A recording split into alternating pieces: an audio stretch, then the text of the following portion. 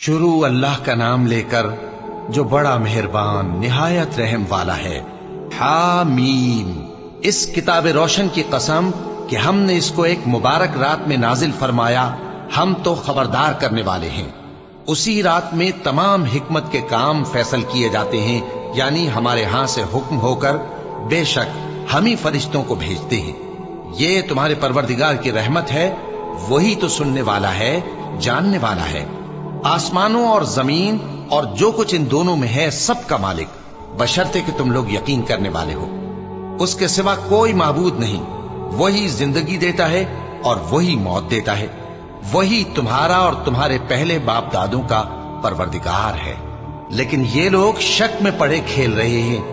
तो उस दिन का इंतजार करो कि आसमान से साफ धुआं निकलेगा जो लोगों पर छा जाएगा। ये दर्द देने वाला अजाब है। उस वक्त वो कहेंगे कि ऐ परवरदिगार, हमसे इस अजाब को दूर कर, हम ईमान लाते हैं। उस वक्त इनको नसीहत कहां मुफीद होगी, जबकि इनके पास पैगंबर आ चुके जो हमारे अहकाम खोल कर बयान कर देते थे। फिर इन्होंने उनसे मुंह फेर लिया और कहने लगे, ये तो सिखाया पढ़ाया हुआ है, दीवाना है। हम तो थोड़े दिनों अजाब टाल देते हैं, मगर तुम फिर कुफ्र करने लगते हो। जिस दिन हम बड़ी सख्त गिरफ्त करेंगे तो बेशक इंतकाम लेकर छोड़ेंगे। और इनसे पहले हमने कौम फिरौन की आजमाइश की और उनके पास एक आली कद्र पैगंबर आए, जिन्होंने ये कहा कि अल्लाह के बंदों यानी बनी इसराइल को मेरे हवाले कर दो, मैं तुम्हारा अमानतदार पैगंबर हूं और अल्लाह के सामने सरकशी न करो। मैं तुम्हारे पास खुली दलील लेकर आया हूं और इस बात से कि तुम मुझे संसार करो, मैं अपने और तुम्हारे परवरदिगार की पनाह ले चुका हूं। और अगर मुझ पर ईमान नहीं लाते तो मुझसे अलग हो जाओ। तब मूसा ने अपने परवरदिगार से दुआ की कि ये नाफरमान लोग हैं। अल्लाह ने फरमाया कि अच्छा, मेरे बंदों को रातों रात लेकर चले जाओ और फिरौनी जरूर तुम्हारा ताक़ुब करेंगे और समंदर से कि ठहरा हुआ होगा पार हो जाना। तुम्हारे बाद वो पूरा लश्कर डुबो दिया जाएगा। वो लोग बहुत से बाग और चश्मे छोड़ गए और खेतियां और नफीस मकान और आराम की चीजें जिनमें वो ऐश किया करते थे। इसी तरह हुआ और हमने दूसरे लोगों को उन चीजों का मालिक बना दिया। फिर उन पर न तो आसमान और जमीन को रोना आया और न उनको मोहलत ही दी गई। और हमने बनी इसराइल को जिल्लत के अजाब से नजात दी, यानी फिरौन से। बेशक वो सरकश और हद से निकला हुआ था और हमने बनी इसराइल को अहले आलम में से इल्म की बुनियाद पर चुना था और उनको ऐसी निशानियां दी थीं जिनमें खुली आजमाइश थी। ये लोग ये कहते हैं कि हमें सिर्फ पहली दफा यानी एक बार मरना है और फिर उठना नहीं।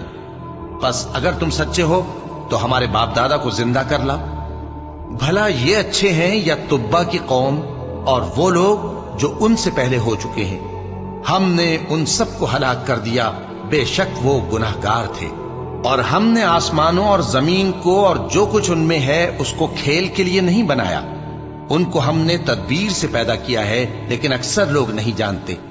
कुछ शक नहीं कि फैसले का दिन इन सब के जी उठने का वक्त है, जिस दिन कोई दोस्त किसी दोस्त के कुछ काम ना आएगा और न उनको मदद मिलेगी मगर जिस पर अल्लाह मेहरबानी करे। बेशक वही गालिब है, बड़ा मेहरबान है। बिलाशुबा थूहर का दरख्त गुनाहगारों का खाना होगा, जैसे पिघला हुआ तांबा। वो थूहर पेटों में इस तरह खौलेगा जिस तरह गर्म पानी खौलता है। हुक्म दिया जाएगा कि इसको पकड़ लो और खींचते हुए दोजख के बीचों बीच ले जाओ। फिर उसके सर पर खौलता हुआ पानी उंडेल दो कि अजाब पर अजाब हो। अब मजा चख, तू बड़ी इज्जत वाला और सरदार था। ये वही दोजख है जिसमें तुम लोग शक किया करते थे। बेशक परहेजगार लोग चैन के मकाम में होंगे, यानी बागों और चश्मों में बारीक और दबीज रेशम का लिबास पहनकर एक दूसरे के सामने बैठे होंगे। वहां इस तरह का हाल होगा। और हम बड़ी बड़ी आंखों वाली हूरों को उनकी बीवियां बना देंगे।